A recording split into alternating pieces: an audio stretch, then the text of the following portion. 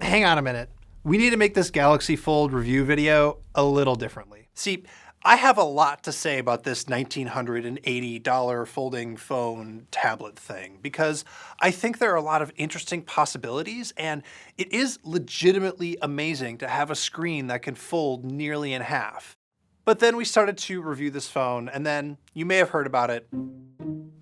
So as you can see, the screen on our Galaxy Fold is broken. I've got a line here and a line here, and here's what happened. Right about here under the screen last night, I noticed that I could feel a little bump under the screen when it was completely open. And when it wasn't completely open, I didn't feel the bump at all. And last night, it wasn't causing any problems. It was flexing the screen on a little bit. I called it like a bulge. But when I woke up this morning, opened the phone up, it had caused apparently a little bit more damage, and so it's ruined the screen. Yeah, so there are two different issues here. The first is that on the front of the screen, there's this thing that looks like a removable screen protector, but it is not removable. Instead, it's this layer that's applied with some serious adhesive, and it's basically part of the screen. If you try to pull it off, which, to be clear, seems like a totally reasonable thing to do given how it looks, you will end up wrecking the hell out of this phone. But that's not what happened to me. As near as I can tell, something got stuck in between the screen and the hinge on my first review unit. I still don't know what it was, but I do know that it broke the screen. So Samsung replaced my unit, and it gave a statement about the issue. It said, quote, "We will thoroughly inspect these units." In other words, there's no answers yet, which means you can't trust this phone. I don't trust this phone. But Samsung also said that it is full steam ahead for the launch of this phone on April 26th. So what the heck are we supposed to do now? Well, we're gonna review the Galaxy Fold, but we're going to do it as if it were a device that doesn't seem to have this critical, fundamental design flaw that could break the screen.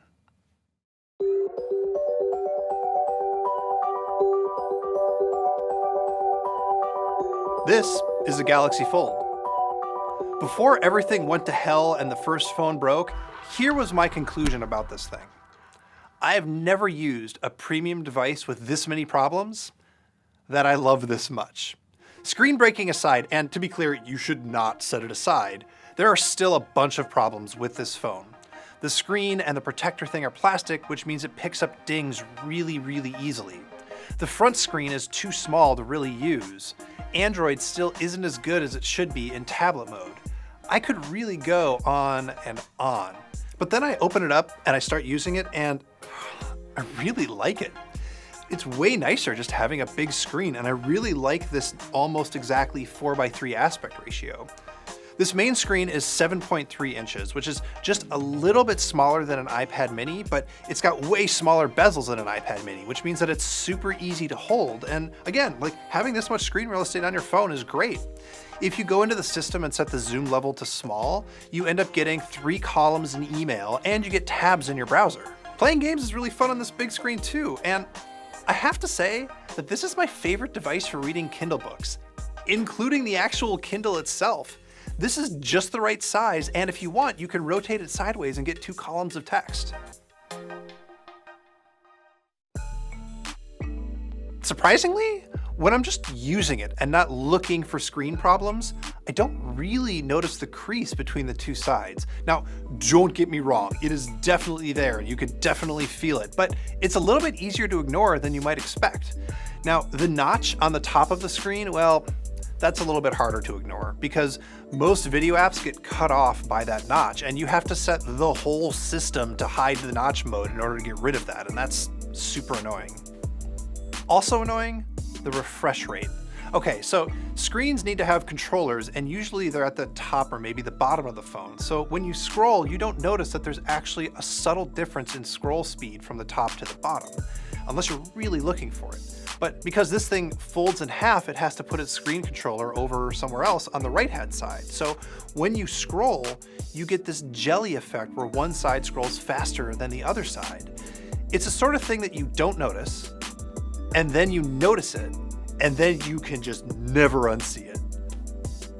Look, all of these problems are real, and they are not acceptable on any smartphone, and definitely not a premium one that costs, again, $2,000. But when you're actually using it, you do kind of forget about all those problems because it's just a great little tablet. The colors on the screen are vivid and they're also bright, and the whole thing does feel pretty good to use when it's opened up. All right, let's talk about some classic phone spec stuff now. It has a Snapdragon 855 processor and 12 gigs of RAM, so it's very fast. It has 512 gigs of storage, and it also has a 4380 milliamp battery. And that means that I'm getting screen time in like the 7 or 8 hour range. This thing just lasts all day. It also has wireless charging, and you can charge other devices on the back of it, like the Galaxy Buds. There are six cameras, and I'm not going to spend too much time on them because they're basically the same as what you get on the Galaxy S10 Plus. There's one regular, one wide, and one telephoto on the back, one regular on the front, and then one regular and one depth sensing one on the inside. And they're all very good, but that does mean they're not quite as good as what you'll get on a Pixel 3 or a P30 Pro. Now, it's not waterproof at all, unfortunately, but overall the build quality felt pretty good. You know, the hinge originally felt really solid, and you know what? Well, let's just call durability and build quality a big question mark right now, okay? Yeah, there's no headphone jack, and the button layout is weird. The fingerprint sensor is super fast and it's on the side, but instead of doubling as a power button, it doubles as the Bixby button, which... why? Is this some dark pattern to trick me into using Bixby more? I don't know, but I can't tell you that Bixby is still Bixby. As for the rest of the software, it's actually better than I expected, but I didn't expect a lot because Android has never been great on tablets. The big new feature here is a thing called app continuity, and what it means is if you have an app open on the tiny screen on the front, when you open it up, it'll be right there on the big screen, fully and properly resized. It's based on this work that Google is doing to make Android apps resizable for Chromebooks and tablets, but not all apps support it yet. So sometimes when you do it, you get an app that's got black bars on either side of it, and you have to relaunch the app to resize it. Resizable Apps also let Samsung do its multitasking tricks on this thing. So you can swipe over from the right and select a second app to open in split screen. Then you can do it again to open a third app underneath that one on the right. And then you can do crazy Samsung stuff, like open popover windows like real windows and move them around and resize them, and it's all just kind of a lot. And it's okay, but it's nowhere near as elegant as how multitasking works on an iPad.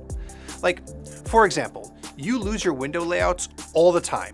If you just close and open this thing, your multi-window layouts are just gone. Maybe all of this will get better with Android Q later this year, but that's not right now. Okay, but this isn't really just a tablet, it's also a phone. So let's talk about what it's like in phone mode. Just as a physical object, it's weird, like a big phone remote or something. It's super thick and it's super heavy, and there's just no way you're gonna get this to fit comfortably in your pants pocket. Plus, friends, the screen on the front of this thing is just too small.